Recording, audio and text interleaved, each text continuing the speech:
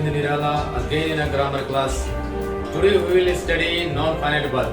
Though we have already studied finite verb, principal verb, regular, irregular verb, types of auxiliary verbs. So today we will study non-finite verb. Let's proceed to the board. Verb, you can see over here. आप यहाँ देख सकते हैं verb जिसके दो भेद हैं, finite verb और non-finite verb. Finite verb में प्रिंसिपल वर्ब्स हैं, लिंकिंग वर्ब्स, ऑक्सिलरी वर्ब्स. इन सब वर्ब्स के बारे में हम लोग पहले पढ़ चुके हैं. नोट में all these verbs are affected by the number, person and tense of the subject. ये जितने भी वर्ब्स हैं सभी वर्ब्स सेंटेंस में सब्जेक्ट के नंबर और पर्सन के साथ साथ अफेक्टेड है, अर्थात उसका प्रभाव पड़ता है, सब्जेक्ट का प्रभाव इस पर पड़ता है. लेकिन इसमें भी ऑक्सिलरी वर्ब में ही कुछ ऐसे वर्ब हैं जिस पर प्रभाव नहीं पड़ता है, जो मॉडल वर्ब होता है, जिसके बारे में हम लोग पहले पढ़ चुके हैं. तो फिर हम लोग आज इसके बारे में पढ़ेंगे. अब यहाँ पर देख लीजिए, नॉन फाइनाइट वर्ब्स के तीन भेद हैं, इन्फिनेटिव, जरंड और पार्टिसिपल. नोट 1 में these verbs are not affected by the number, person and tense of the subject. मतलब ये इन्फिनेटिव, जरंड और पार्टिसिपल सेंटेंस में सब्जेक्ट के नंबर, पर्सन और टेंस से प्रभावित नहीं है. अर्थात ये इन्फिनेटिव, जरंड और पार्टिसिपल जो वर्ब्स हैं सेंटेंस में सब्जेक्ट के नंबर, पर्सन और टेंस से प्रभावित नहीं होती है. Note 1. Note 2, they act as noun, adjective और adverb से. मतलब इन्फिनेटिव, जरंड और पार्टिसिपल सेंटेंस में नाउन की तरह, एडजेक्टिव की तरह या एडवर्ब की तरह एक्ट करती, बिहेव करती है. Note 3, they don't act as principal verb in the sentence. और ये वर्ब्स जो है सेंटेंस में प्रिंसिपल वर्ब की तरह कार्य नहीं करती है. अब हम लोग यहाँ देख लीजिए. अब यहाँ फिर देखिए काइंड्स ऑफ इन्फिनेटिव. इन्फिनेटिव के सबसे पहले हम लोग इन्फिनेटिव के बारे में जानेंगे, फिर उसके बाद जरंड और पार्टिसिपल. काइंड्स ऑफ इन्फिनेटिव, इसके दो भेद हैं, टू इन्फिनेटिव और इन्फिनेटिव विद टू. इसको हम टू इन्फिनेटिव भी कहेंगे या इन्फिनेटिव विद टू. दूसरा है बेयर इन्फिनेटिव और इन्फिनेटिव विदाउट टू. तो सबसे पहले हम लोग टू इन्फिनेटिव के बारे में जान लें. टू इन्फिनेटिव के बारे में पढ़ लेते हैं. यूज है टू इन्फिनेटिव या इन्फिनेटिव विद टू. इन्फिनेटिव जो है एक्ट्स एज नाउन. यह सेंटेंस में नाउन की तरह कार्य करता है, अर्थात जो नाउन का फंक्शन होता है सेंटेंस में वही फंक्शन इसका भी होता है. जैसे as a subject of a verb. तो इसमें आप देखिए एक नंबर में to swim is an exercise. यहाँ टू स्विम क्या है? टू स्विम हो गया नाउन, अर्थात ये है टू इन्फिनेटिव है. टू इन्फिनेटिव है और यह नाउन के जैसा काम कर रहा है. और यहाँ पर इज वर्ब है, इसका यह सब्जेक्ट है. As a object of a verb, जैसे आई लाइक टू स्विम, यहाँ पर वर्ब हो गया, ये मेन वर्ब हो गया, और टू स्विम हो गया टू इन्फिनेटिव वर्ब जो ऑब्जेक्ट की तरह काम कर रहा है. ये हो गया object. As a complement of a verb, यह कम्प्लीमेंट की तरह कार्य करता है. जैसे they help you to push the car. तो यहाँ पर है हेल्प है, वर्ब है, और यहाँ पर टू पुश यह कम्प्लीमेंट की तरह कार्य कर रहा है, सब्जेक्टिव कम्प्लीमेंट की तरह कार्य कर रहा है, और यह टू इन्फिनेटिव है. As object of a preposition, as object of a preposition. यहाँ देखिए she stood up to ask a question. यहाँ प्रीपोजिशन हो गया अप और यहाँ टू आस्क हो गया to infinitive. She stood, she हो गया subject, stood verb, up preposition और टू आस्क हो गया इसमें टू इन्फिनेटिव जो कॉम्प्लीमेंट की तरह कार्य कर रहा है. तो एक नंबर में. दूसरा number as an adjective. She wants something to eat. यहाँ पर टू ईट है टू इन्फिनेटिव वर्ब जो एडजेक्टिव की तरह कार्य कर रहा है, और सेंटेंस में एडजेक्टिव नाउन और प्रोनाउन की विशेषता बतलाता है, इसीलिए यहाँ पर समथिंग की यह विशेषता बतला रहा है। To you thought of a plan, यहाँ प्लान हो गया नाउन जिसकी विशेषता यहाँ पर बतला रहा है टू डिस्क्राइब, यह हो गया टू इन्फिनेटिव वर्ब। इसी प्रकार है एज एन एडवर्ब, सेंटेंस में टू इन्फिनेटिव एडवर्ब की तरह कार्य करता है। जैसे आफ्टर ए वर्ब, एडवर्ब का काम क्या होता है? एडवर्ब वह शब्द होता है जो वर्ब, एडजेक्टिव और दूसरे एडवर्ब की विशेषता बतलाता है।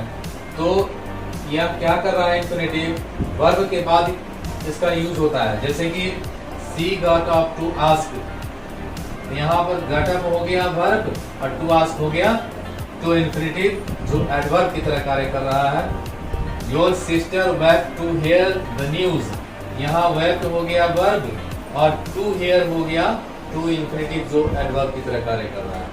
अब यहाँ पर देखिए आफ्टर एन एडजेक्टिव, यह एडजेक्टिव के बाद यूज होता है। जैसे you were glad to see him there, यहाँ ग्लैड हो गया एडजेक्टिव और टू सी हो गया टू इन्फिनेटिव।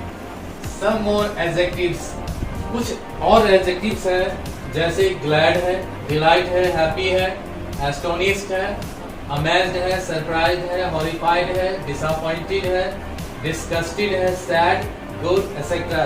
ये सब कुछ एडजेक्टिव्स है जिसके बाद टू इन्फिनेटिव का प्रयोग होता है। अदर यूजेस, और भी यूज है इन्फिनेटिव का।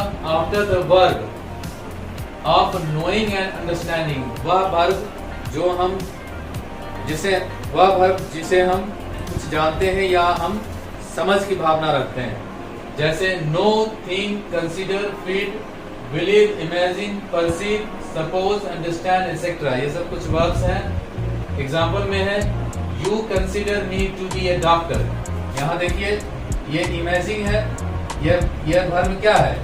इमेजिनेशन को दर्शाता है। तो यू कंसीडर मी, अब टू बी यहाँ पर हो गया इन्फिनेटिव। इसी प्रकार है I know how to drive a car, तो नो हो गया जो नोइंग वर्ब है जो यहाँ पर कह रहा है और टू ड्राइव हो गया इसमें इन्फिनेटिव। तो फिर और आगे हम लोग देख लेते हैं। और है इसका प्रयोग आफ्टर टू प्लस एडजेक्टिव या एडवर्ब, जैसे she is too weak to walk, यहाँ पर टू और वीक, टू हो गया एडवर्ब, वीक है एडजेक्टिव और टू वॉक हो गया इन्फिनेटिव, इसका प्रयोग हो गया इन्फिनेटिव का।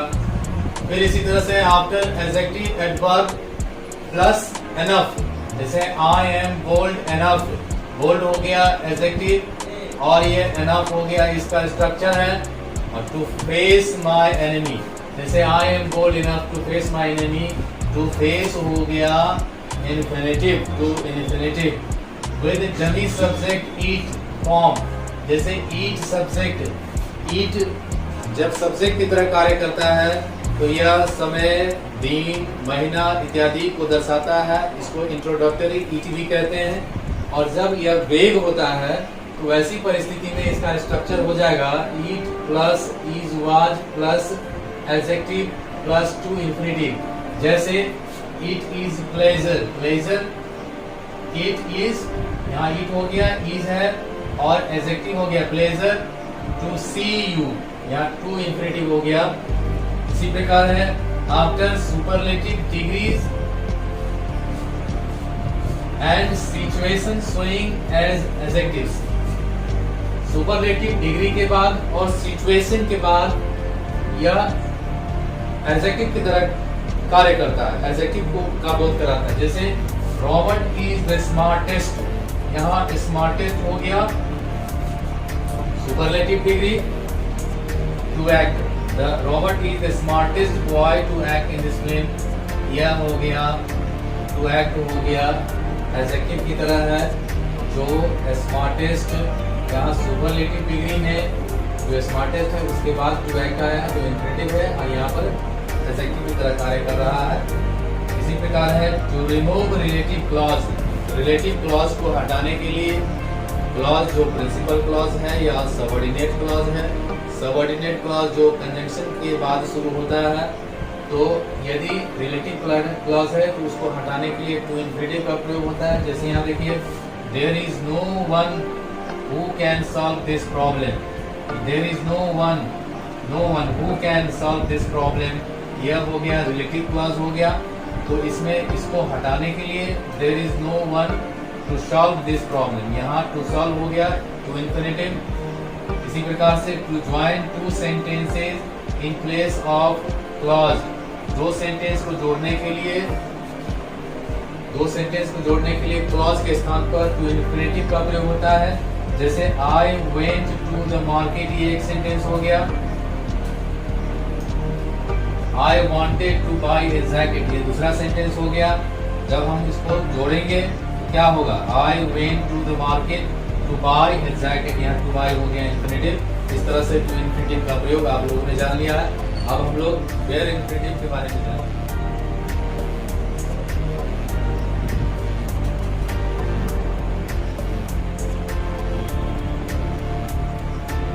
जान लिया है, अब हम लोग वेयर इन्फिनेटिव के बारे में जानेंगे। वेयर इन्फिनेटिव का मतलब होता है इन्फिनेटिव विदाउट टू, अर्थात जो बेस वर्ब होता है वही बेस वर्ब के रूप में रहता है। इन्फिनिट वेयर का मतलब ही होता है नंगा, मतलब टू के बिना होना। जैसे कि अब यहाँ देखिए एक नंबर में है verbs let, did, make, need, dare, see, hear. Verbs let, did, make, need, dare, see, hear, watch, observe, help, please, behold, feel। to is not used, मतलब इतना में to का प्रयोग नहीं होता है, मतलब इतना में to का प्रयोग नहीं होता है। जैसे bid her go there, यहाँ पर है bid है, bid her, यहाँ go क्या हो गया, where इन्फिनेटिव हो गया। You made her sit there, you made हो गया, made के बाद में यहाँ made, you made her sit there, यहाँ made है, made to made नहीं होगा। जब किसी एक व्यक्ति के द्वारा दूसरे व्यक्ति को कोई काम करने के लिए बाध्य किया जाता है तो वैसी परिस्थिति में देयर इन्फिनेटिव का प्रयोग होता है।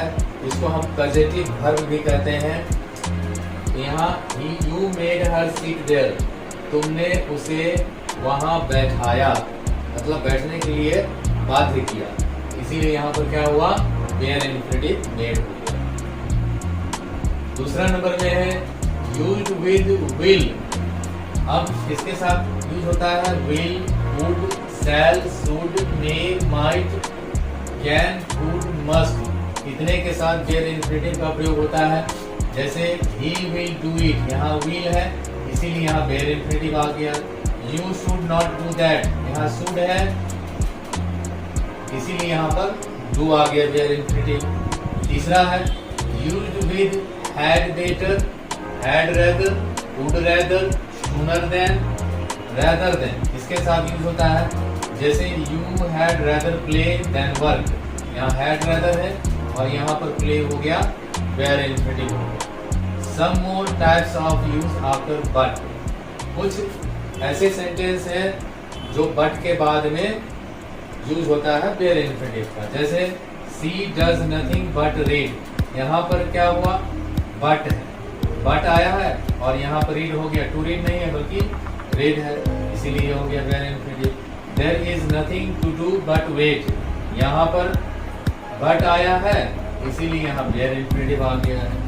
After help, वेयर इन्फिनेटिव और टू इन्फिनेटिव इज यूज्ड, मतलब हेल्प के बाद या तो वेयर इन्फिनेटिव का प्रयोग होगा नहीं तो टू इन्फिनेटिव का होगा। जैसे I help him to lift the bag, यहाँ हेल्प है और यहाँ पर टू लिफ्ट हो गया। दूसरा सेंटेंस है आई help him lift the bag, यहाँ पर लिफ्ट हो गया, यह हो गया टू इन्फिनेटिव और यह हो गया वेयर इन्फिनेटिव। इस तरह से आप लोगों ने इन्फिनेटिव का प्रयोग, इन्फिनेटिव के दो भेद है, जो टू इन्फिनेटिव है और वेयर इन्फिनेटिव है, दोनों का प्रयोग आप लोगों ने जान लिया है। अब हम लोग जेरंड और पार्टिसिपल के बारे में जान लेंगे। तो आज के लिए इतना ही। अब हम लोग नेक्स्ट वीडियो में जेरंड और पार्टिसिपल के बारे में जानकारी लेंगे। यदि अब तक आप लोगों ने मेरे YouTube चैनल को सब्सक्राइब नहीं किया है तो सब्सक्राइब कर लीजिए, लाइक कीजिए, बेल आइकन को दबाइए, अधिक से अधिक शेयर कीजिए और कमेंट कीजिए।